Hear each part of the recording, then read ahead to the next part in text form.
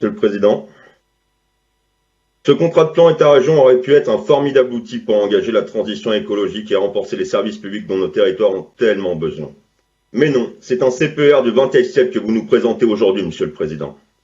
Vous parlez d'un effort massif et sans précédent. C'est en réalité une augmentation de plus 0,072% de la part région. Mais tout est bon pour mettre en œuvre votre communication. Ce CPR est en réalité un gloubi-boulga de différents dispositifs additionnés entre eux sans présentation de leur ventilation. Accords territoriaux, plans de relance ou encore fonds européens. Le point le plus important est l'augmentation artificielle de l'enveloppe des territoires de 42%. Mais c'est sans compter le recyclage des projets du précédent CPER. Je pense par exemple au projet Vivacité à Aurillac ou encore à la réhabilitation du Haras à Annecy. On voit d'ores et déjà qu'en réalité, ce CPER est sans doute en diminution par rapport à 2015-2021. À défaut d'être la région la mieux gérée de France, nous avons ici le premier recycleur de France. Nous ne vous connaissions pas cette qualité, Monsieur le Président. Et encore, ça c'est quand les projets sont recyclés. Il y a nombre de territoires qui n'ont aucune nouvelle, comme Annecy qui attend l'argent promis pour la piscine des Marquisas.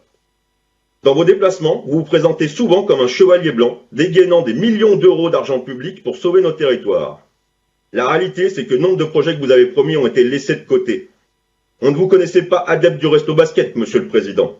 Côté resto tout court, nous connaissons maintenant un peu plus vos standards. Dans la programmation du précédent CPER, c'est seulement 43% des paiements en région qui ont été réglés. 43%. Vous pouvez vous glorifier de toutes les notations financières que vous voulez. La réalité, c'est que les territoires sont devenus vos banquiers. Pire encore, vous snobez une partie de notre population en présentant aujourd'hui un CPER sans les contrats avec les métropoles. Elles ne demandent pas qu'un délai, elles demandent surtout à être respectées.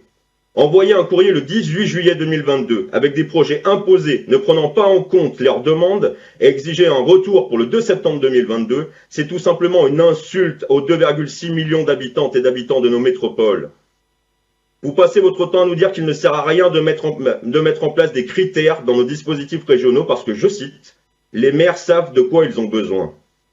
Encore une fois, 2 poids, 2 mesures en fonction d'une vision électorale.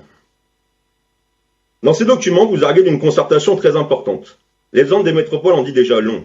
Mais que dire des quelques réunions publiques organisées sans inviter les élus d'opposition? Des saisines du Césaire qui se font toujours en catastrophe, comme les syndicats représentés le dénoncent vivement. D'une consultation publique menée en catimini pendant les vacances de Noël. Je vous le dis, c'est insuffisant. Le document indique que 1400 projets ont été reçus par la région. J'en compte 210 dans le CPER. Où sont passés les 1190 autres? Sur quels critères ont-ils été écartés? Nous n'en saurons rien.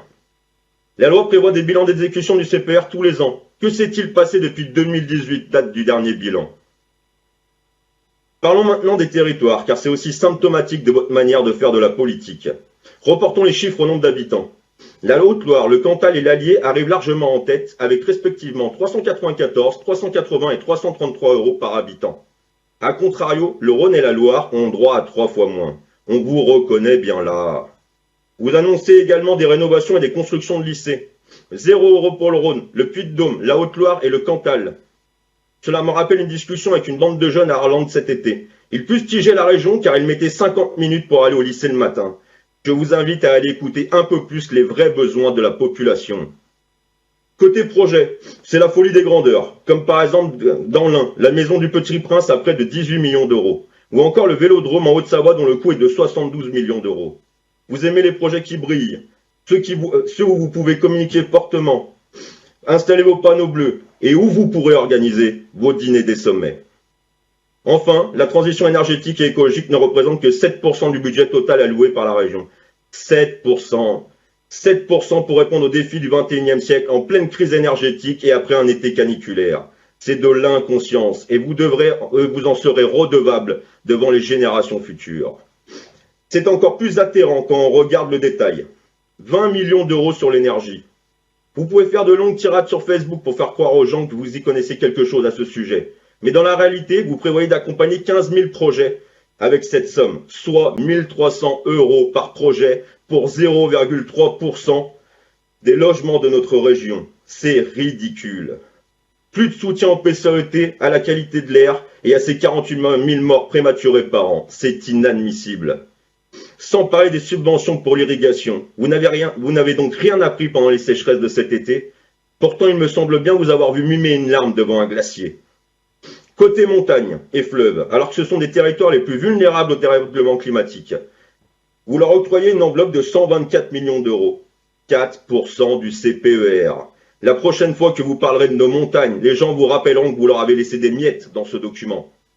Le volet mobilité n'est pas encore inclus dans ce CPER, mais celui-ci indique déjà un montant de 107 millions d'euros en faveur des routes et de 59 millions d'euros pour le ferroviaire. C'est symbolique de votre intérêt pour les transports en commun. Dernier point, et pas les moindres, l'autorité environnementale n'a pas émis d'avis sur un projet aussi important pour l'avenir de nos territoires. À défaut, nous avons le droit à une analyse d'un bureau d'études privé qui est plus que complaisant. Seul point que ce dernier ose mettre en avant comme néfaste, les financements des canons à neige. Préconisation sur laquelle, bien sûr, vous vous asseyez bien volontiers. Votre mandat ne s'achève pas en mai 2027, Monsieur le Président. Vous avez la responsabilité de préparer notre région à l'avenir et ce CPER échoue lamentablement. Aussi, je ne vous apprendrai rien, Monsieur le Président. Nous voterons contre ce rapport.